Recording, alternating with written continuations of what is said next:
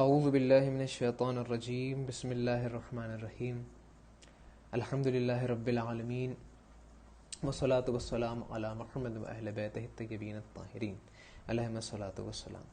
اما بعد، بسم اللہ الرحمن الرحیم. رب اشرح لی صدری ویسر لی امری واحلل عقدۃ من لسانی یفقهوا قولی واعطنی الحکمۃ وفصل الخطاب وقولہ الحق فی کتاب المبین وہو اصدق الصادقین وقولہ الحق. بسم اللہ الرحمن الرحیم. لیس من اہلک. صدق اللہ العلی العظیم. سامعین اکرام، السلام علیکم ورحمۃ اللہ وبرکاتہ. آج میرا موضوع، میرا ٹاپک انڈرسٹینڈنگ ہے. انڈرسٹینڈنگ اے ریلیشن شپ. آج کا یہ ٹاپک بہت ہی نازک ہے. دراصل میں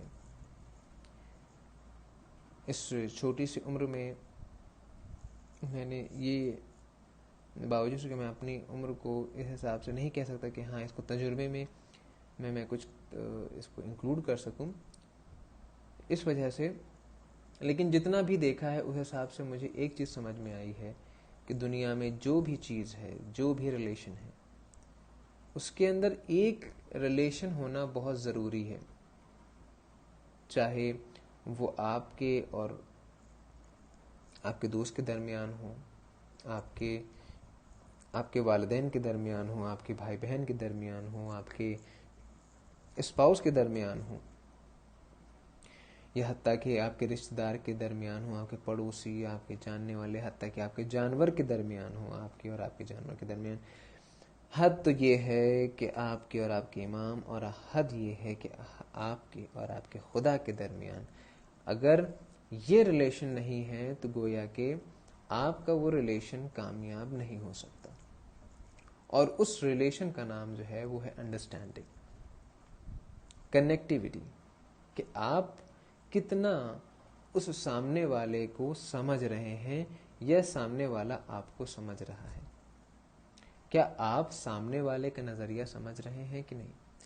جس آیت کو میں نے سرنامہ سخن قرار دیا ہے، اس میں جناب نوح کا قصہ اس طریقے سے بیان ہوا ہے کہ جب جناب نوح کا فرزند غرق ہو رہا تھا تو انہوں نے گہار لگائے خدا سے، پروردگارا تو نے تو میرے بیٹوں کو، میری اولادوں کو، میرے لوگوں کو بچانے کا وعدہ کیا تھا، پھر تو یہ تو میرا بیٹا ہے. تو جواب یہ آیا کہ لیسا من اہلک، یہ تمہارے اہل میں سے نہیں ہے، یہ تمہارے خاندان میں سے نہیں ہے، یہ تمہارے لائق نہیں ہے. اس کے ذیل آپ نے دیگر چیزیں سنی ہوں گی یقیناً، لیکن میں نے اس کو اس طریقے سے آپ کو سمجھانے کی کوشش کری ہے کہ آخر انڈرسٹینڈنگ اور اہلک میں کیا کنیکشن ہے. دراصل میں اہل لفظ جو ہے کہ آپ لائق ہیں کہ نہیں، یہ انڈرسٹینڈنگ کا ایک بہت مضبوط ستون ہے. اگر آپ کسی چیز کے اہل ہیں تو سامنے والا خود بخود آپ کو اس کے لائق سمجھے گا. آپ نے کوئی کام کیا، مثلاً آپ کو کوئی کام کرنے جا رہے ہوں آپ، اور آپ نے اس کو خدا پہ چھوڑ دیا کہ خدا وہ کرے گا، تو یہ کیا ہے؟ یہ آپ کی ایک انڈرسٹینڈنگ ہے خدا کے درمیان.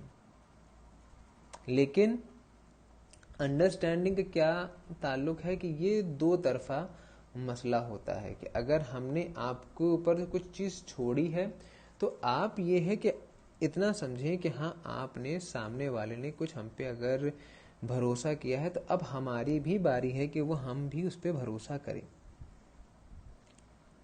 جب جناب نوح سے خدا نے کہا کہ لیسا من اہلک، کہ یہ تمہارے اہل میں سے نہیں ہے، تو ان کو تو یہ سوال کرنا چاہیے تھا، بار الہ میرا بیٹا ہے، یہ کیسی بات کر رہے ہیں آپ؟ لیکن ان کا سوال نہ کرنا اس بات کی سب سے بڑی دلیل ہے کہ یہاں پہ جناب نوح اور خدا کے درمیان ایک انڈرسٹینڈنگ والا ریلیشن تھا کہ جس کی وجہ سے انہوں نے اس کے آگے چوں نہیں کری، چوں اور چرا نہیں کری. دوسرا واقعہ جو آپ کو ملتا ہے وہ جناب موسیٰ کا آپ نے اکثر و بیشتر سنا ہوگا، صرف اسے نتیجہ نکالنا ہے اس وجہ سے کہ وہ گنہگار ایک بستی میں ہوتا ہے، بارش نہیں ہوتی. جناب موسیٰ پوچھتے ہیں کہ کیا ہوا، کیوں نہیں بارش ہو رہی؟ تو کہا تمہارے درمیان ایک گنہگار ہے، جب تک وہ نہیں جائے گا تب تک بارش نہیں ہوگی. اس سے جا کر کے یہ اعلانیہ طور پہ جناب موسیٰ نے کہا. اس نے گڑ گڑایا اپنے ہی دل میں، خدا سے کہا پروردگار میں رسوا ہو جاؤں گا، یہ وہ. خدا نے اس کو معاف کر دیا. جناب موسیٰ نے جب پوچھا، بارش ہونے لگی، جناب موسیٰ نے پوچھا پروردگارہ کون ہے؟ تو جواب آپ سب کو معلوم ہے. خدا نے یہ کہا جب وہ گنہگار تھا تب تو میں نے اس کا نام بتایا نہیں، اب تو وہ میرا بندہ ہے. یہاں ایک اور بات ہے، تو یہاں 3-4 باتیں سمجھنے کے لیے، لیکن جو موضوع سے ہیں وہ یہ بات، کیا جناب موسیٰ اور اس بندے کے بیچ میں کیا ایسا کچھ تھا کہ خدا نے دونوں کی بات فوراً سنی؟ ایک وہ جو پیغمبر ہے اور ایک وہ جو گنہگار ہے، کہ جس کی وجہ سے پوری بستی کہ جتنے حد تک کہ اس میں مومنین بھی ہوں گے، ہم یہ نہیں کہہ رہے مومنین نہیں ہوں گے، لیکن ایون مومنین کی دعائیں بھی رد ہو رہی ہیں. یعنی کہ ہمارے کچھ گناہ یقیناً ایسے ہوتے ہیں کہ جس کی وجہ سے ہمارے باقی، اور صرف ہمارے گناہ، ہمارے اس کی وجہ سے جو ہمارے مومن بھائی ہوتے ہیں ان کی بھی دعائیں رد ہو رہی ہیں.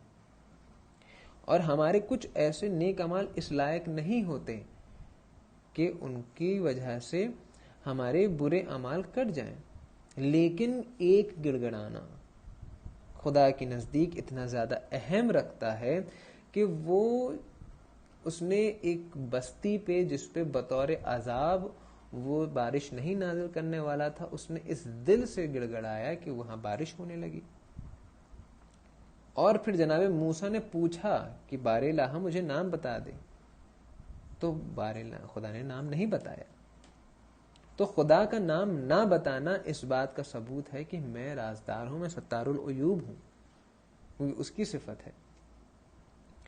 وہیں اس بندے نے جو کہ جس نے معافی مانگی ہے، اس کے اور خدا کے درمیان ایک انڈرسٹینڈنگ بن گئی.